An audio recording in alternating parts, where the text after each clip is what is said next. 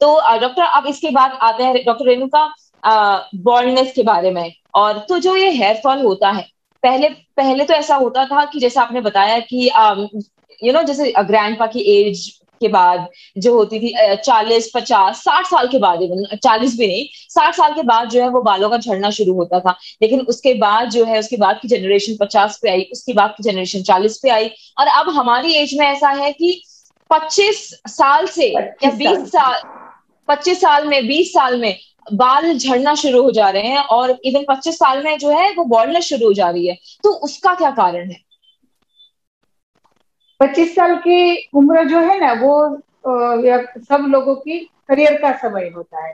हम्म। और आयुर्वेद के हिसाब से जो 15 और 30 की एज में है, उसमें पित्त धातु, पित्त प्रकृति हो जाती है, नेचुरली है। छोटे होते हैं तब कफ प्रकृति है बीच में, या टीनेज यंगस्टर जो होते हैं वो पित्त प्रकृति वाले होते हैं, और उसके बाद धीरे धीरे वायु प्रकृति हो जाती है। तो हम्म। नेचर से ही हमारी बॉडी में गर्मी, पित्त यानी कि गर्म, तो वो गर्मी बढ़ जाती है। और उस समय में सब लोगों का स्टडी का भी स्ट्रेस रहता है, करियर को सेट करने में भी स्ट्रेस रहता है। तो इस स्ट्रेस हार्मोन हमारे बॉडी में जब बढ़ जाता है, ये एक मेन कॉज है उसका, कि गर्मी और हार्मोन। हम्म। हमारे जो दादा पापा को 40 की एज में शुरू हो गया, तो लेकिन अभी की जो जनरेशन है उसको 18 साल की बाद बालनेस हो जाता है। उसका मेन ही कॉज है हार्मोन चेंजेस और स्ट्रेस और पित्त प्रकृति। स्ट्रेस कई कारण होता है उसके लिए, और कभी कभी उसका कारण होता है डेंगू, मलेरिया, टाइफाइड जैसा जो फीवर है, जो हमारे बॉडी में हम्म। नेचुरली गर्मी पैदा करता है। और साथ साथ में हम उसके लिए, उसको क्योर करने के लिए मेडिसिन भी देते हैं, एंटीबायोटिक लॉन्ग समय तक। मैंने ऐसे पेशेंट भी देखे हैं कि डेंगू 2 बार होते हैं और उसको 15 दिन तक हॉस्पिटलाइज करना पड़ता है, तो उसके बाद उसके पूरे बाल खत्म हो जाते हैं। अच्छा। टोटल, हाँ, टोटल बाल खत्म हो जाते हैं कि 30% जैसे ही बाल बचते हैं। तो हम उसको पूछते हैं कि भाई क्या हुआ, कि भाई आपके बाल इतनी छोटी उम्र में इतने कम हो गए। कि मैम 2 साल पहले मेरे डेंगू हुआ था, या 2 साल पहले मेरे मलेरिया, टाइफाइड हुआ था, मलेरिया हुआ था, तो तब मैंने उसकी मेडिसिन खाई, तो उसके बाद मेरे बॉडी में इतना चेंजेस आ गया कि ये मेरे बाल झड़ना तो शुरू हो गए, लेकिन मेरे बाल पतले भी हो गए। तो ये डिजेनरेटिव चेंजेस बोलते हैं उसको हम। और जिन लोगों को हार्मोनल है, यंग, कई लोग जो खास करके जो पुरुष है, मेल है, उसको हम्म। एंडोजेनिक एलोपेसिया जो होता है, उसमें टेस्टोस्टेरोन हार्मोन जब बढ़ जाता है, डीएचटी बोलते हैं, कि डाई हाइड्रो टेस्टोस्टेरोन हार्मोन का जो बैलेंस इनबैलेंस होता है, तब भी बाल झड़ना शुरू हो जाता है और हेयर में थिनिंग प्रोसेस हो जाती है। तो अच्छा। तब हम उसको एंड्रोजेनिक एलोपेसिया बोलते हैं। और जब हम्म। कोई गर्ल है या लेडीज है, वुमन है, तो उनको छोटी उम्र में अचानक ही बाल पतले हो जाते हैं, झड़ना शुरू हो जाते हैं, तब उसको भी उसके बॉडी में हार्मोन चेंजेस होता है, उसको टेस्टोस्टेरोन लेवल बढ़ जाता है। तब उसको भी एक लेवल खास करके जब पीसीओएस होता है, जिन लेडी में, जिन वुमन में पीसीओएस होता है, तब खास करके सिचुएशन होती है। तो तब उसको भी हम एंड्रोजेनिक एलोपेसिया ही बोलते हैं। तो पुरुष में भी होता है, मेल में भी होता है, वुमन में भी होता है। और हॉर्मोन्स के हिसाब से होता है स्ट्रेस, स्ट्रेस लेवल जब बढ़ जाता है तब हो जाता है। और खास करके कोई ऐसी बीमारी हो और न्यूट्रिशन डेफिशिएंसी, खास करके आयरन की डेफिशिएंसी बढ़ जाए, खून कम हो जाए, कोई भी कारण है खून कम कम करने का, कम होने का, तो ये इसमें से कोई भी कारण हो सकता है बालनेस के लिए। हम्म। तो ये रीजन है बालनेस का, मेनली एंड्रोजेनिक एलोपेसिया हो सकता है, पीसीओ से हो सकता है, या आपका न्यूट्रिशन लेवल भी अच्छा नहीं है, तो बालनेस आ उससे भी सकता हो है। सकता है। तो क्या, लेकिन अब सवाल ये है कि क्या जो जब यंग एज में, जैसे मैंने बोला कि 25 साल की एज में जो है वो बॉल्डनेस शुरू हो जा रही है, स्पेशली लड़कों में, मेल में, तो मैं आपसे ये पूछना चाहूंगी कि क्या भले ही वो जेनेटिक भी हो, हेरिडेटरी भी हो, और इतनी यंग एज में अगर आपका हेयर फॉल हो रहा है, बॉल्डनेस हो रही है, तो क्या वो बाल दोबारा वापस आ सकते हैं नेचुरली? डेफिनेटली आ सकता है, क्योंकि 30 इयर्स की एज है तो वो बहुत अच्छी एज है, उसमें ग्रोथ, जो हमारा बॉडी का जो ग्रोथ सेल्स है, ग्रोथ फैक्टर है, वो सब होता है। लेकिन आपको उसकी प्रॉपर टाइम पे ट्रीटमेंट शुरू कर देनी है। एक एक ही उसका, आप उसको पहले तो उसको बचाना है। जो भी हेयर है, अभी हेयर फॉल शुरू हो गया है तो पहले उस अवेयर हो जाओ कि भी मेरा हेयर फॉल शुरू हो गया है। बेदरकार मत बनाओ, उसको जितना नेग्लेक्ट करोगे चले जाएगी, उसके बाद उतना ही पछतावा आ जाएगा। तो पहले एज सुन एज पॉसिबल हमें उसकी ट्रीटमेंट शुरू कर देनी है, प्रॉपर ट्रीटमेंट शुरू कर देनी है, प्रॉपर लाइफस्टाइल शुरू कर देनी है। अच्छे डॉक्टर से काउंसलिंग करो, गाइडेंस लो कि क्या रीजन है, और क्या जो प्रॉपर टाइम पे आप उसकी ट्रीटमेंट शुरू कर देंगे तो डेफिनेटली आप अपने बालों को बचा पाओगे। लेकिन जो समय आपके पास चला गया और अपने 40% 60% हेयर चले गए, और बाद में आप आए कि भी नहीं अभी मुझे बाल को बचाना है, तब बहुत देर हो सकती है आपके लिए। तो तब जब आपने जो समय गवा दिया, तो उसको वापस लाने के लिए जितना समय गवा दिया है उससे 4 टाइम समय भी देना है, और 4 टाइम आपको एक्सपेक्ट भी करना है। तो उसकी एक ही ट्रीटमेंट है। 430 तक को आपको कोई टेंशन नहीं करना है। लेकिन टेंशन कब नहीं करना है कि अगर आपने प्रॉपर टाइम पे उसकी ट्रीटमेंट शुरू कर दी है तो।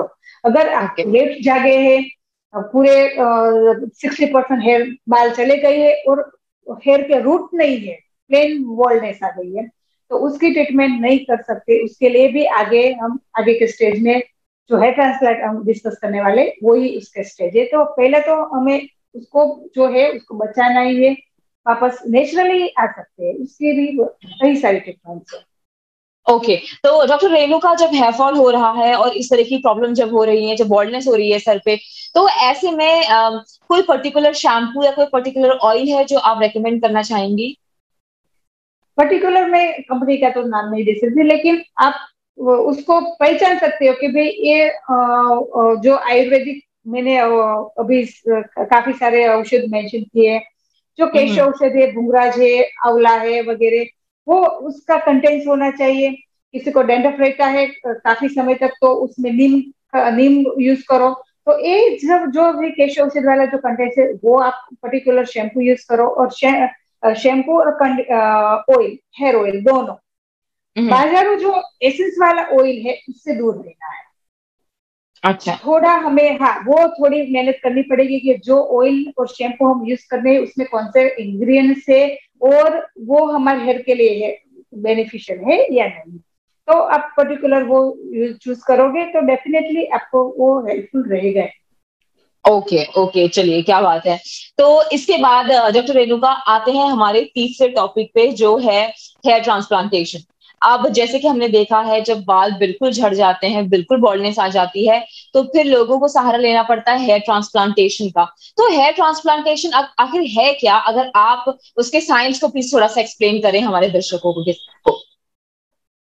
हेयर ट्रांसप्लांट जब बालों का 1/4 भाग चला गया हो, 1/3 भाग, और पूरी टोटल शाइनिंग बोल्डनेस आ जाएगी, हमारे वहां स्किन ही शाइन हो जाए, यानी कि हेयर के रूट्स ही नहीं रहे, तब हमें कोई थेरापी, कोई लेप आयुर्वेदिक, कोई ऑयल, कोई हमें मदद नहीं होता है। तब हमें एक ही हमारा सहारा रहता है, हेयर ट्रांसप्लांट।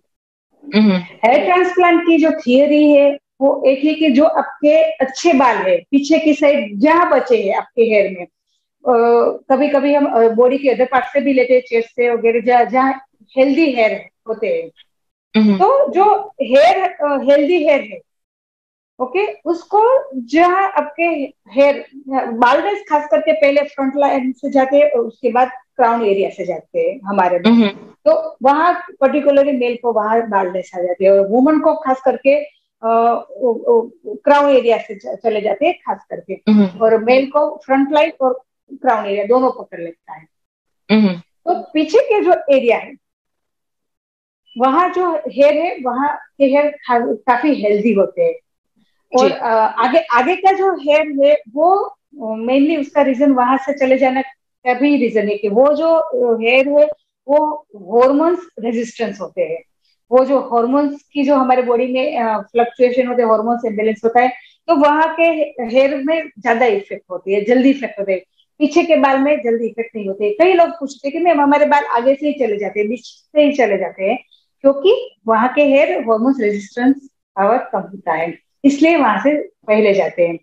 तो जो वहां हेयर चले गए हैं, तो वहां हमें जो जिसकी हेयर की क्वालिटी अच्छी है, जिस एरिया से वहां के जो हेयर का रूट है वो हमें जहाँ नहीं है वहां ट्रांसप्लांट करना है, यानी कि डालना है। खेत में हम नहीं कभी वो जो प्लांट होता है उसका जो रोप होते है वो डालते हैं, उस तरह हेयर के रूट को हमें जहाँ नहीं है वहां डालना है। अच्छा, है तो नेचुरल ट्रीटमेंट है, इसमें भी हम कोई ऐसा कुछ जादू नहीं करते और ऐसा कोई स्टेरॉइड भी नहीं देते, लेकिन नेचुरली है, लेकिन थोड़ी साथ में पेनफुल है। और इस सर्जरी के हिसाब से देखी जाए तो surgery one type of surgery बोलते हैं, और थोड़ा एंटीबायोटिक का कोर्स करना पड़ता है और थोड़ा थोड़ा एनेस्थेसिया लेना पड़ता है। बाकी ये टोटली नेचुरल है।